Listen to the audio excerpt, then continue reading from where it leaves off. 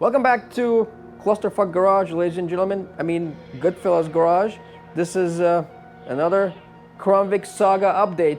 Let's get started. So the infamous Cromvik is back from the dealership. I got the car last week. It's here. I'll show it to you in a second. They have allegedly fixed the car, but we'll talk about it in a second. And it only cost me $700 billion and $1.3 billion. So here's what they did. After the last video, if you remember, they said that the PCM module was bad in the car, $7 fuse. They charged me $230 or something like that to plug in a fuse, and that didn't fix the problem. Then they continued their diagnostics, and they said that, the car has no fuel pressure. It's like, no shit, it doesn't have any fuel pressure. That's why it doesn't start. I told you that from the beginning.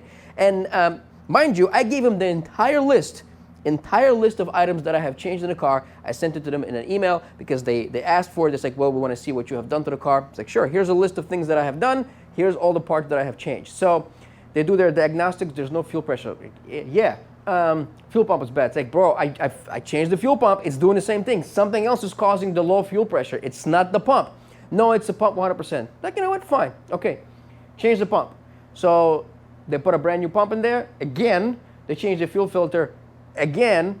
And I picked up the car. It started. I brought it home. Let it sit overnight. Next morning, it doesn't start. So it's not the fuel pump. Something else is causing that. And I went through all the comments from the last video. There were a lot of great suggestions from you guys. I really, really appreciate that. And I went through I think I haven't missed anything. I went through all the comments. I checked everything that people suggested that I checked that I didn't. I rechecked the grounds. They're okay. I checked the crank sensor. It's fine. I checked the cam sensor. It's fine. I checked the relays, the connectors, all that stuff. Everything seems to be okay. And I have the shop manual, so I went through all the procedures, like, you know, do this, do that, blah, blah, blah. So I suspect the problem is probably with the new PCM, either that or the PATs. The PATs keys are the issue. The PATs module might be intermittent, you know, it's going in and out, or the keys, something with the programming. So what I'm going to try to do today is I will try to erase the keys. I'm going to reset the parameters and reprogram the keys and see if that, you know, does anything. Because at this point, I don't know what else to do short of me buying another computer. Or just scrapping the car. I don't know. So let's go next door. And the car is sitting. It actually made it. The car actually made it here. Ignore this one. It made it here on its own power. And I parked it in the graveyard over there. So let's go check it out. Alrighty, ladies and gents. Here's the Turd Ferguson. So let's see. Let's just experiment. See if it even starts. It actually made it here on its own power, and that's the other thing with this car. Once it starts, it actually runs. It'll get you to where you need to go until you run out of gas. But if you stop the car and then you try to restart it, it doesn't restart. So let's see what happens. All right, let's try it again. There you go. It runs. Now it runs. So this is what I've been dealing with. It starts, it stops, it starts, it stops, it doesn't.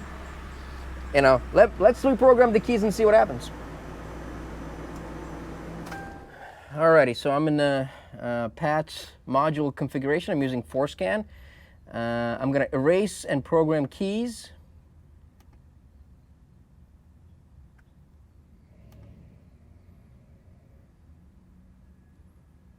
Okay, it says it's going to take approximately 12 minutes to complete, so we're going to have to wait until it erases all keys, and then we're going to program 2 new keys. And the good thing, this is my police interceptor, and the good thing about police interceptors is that they don't have PATs. So, I mean, who really steals cop cars, right? I mean, it happens, but not as often. And I haven't been driving this car. It's been sitting here for a long time. I've been driving that Ford Confusion over there, so I guess I'll catch you back in 12 minutes.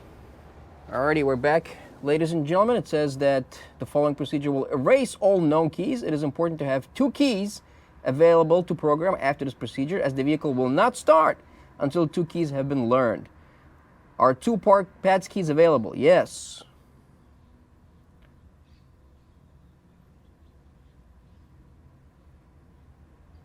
Key programmable procedure. Please turn the ignition off. Wait 10 seconds.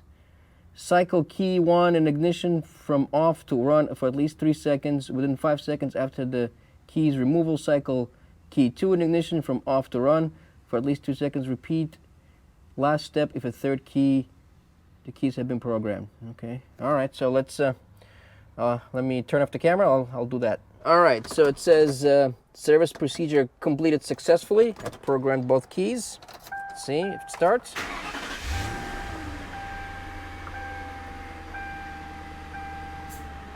Okay, so that's one key.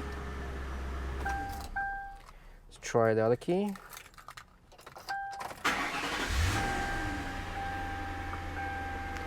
Okay, all right, so what I'm gonna do is I'm gonna let it run for 10-15 minutes until it warms up and see what's going on here, and I'll get back to you in a second. Well, it's been running for about 15 minutes. And here's another symptom that it's exhibiting. You put it in drive, and it's I don't know if you can see the hood. Look how, yeah, the hood is open, but it's shaking. It feels like the car is misfiring. It's about to stall. So I don't think the key reprogramming really did anything. So you put it in neutral, and then it runs fine. And then you put it back in drive, it starts running like shit again. But there's no check engine light, there's no codes, and I replaced all the coils and plugs, and I gapped them correctly. So there's clearly a fuel pressure delivery issue here. So that's the entertainment for the day. I am not gonna take this car home. It starts. I mean, I shut it off and started like 10 times, and it starts every time. So, but I don't have any trust in this car. I'm not gonna take it home because I'm gonna end up just like this cockroach right there. So I guess that's all the entertainment for the day, ladies and gentlemen. Thanks for watching. Hope you enjoyed this video. Peace.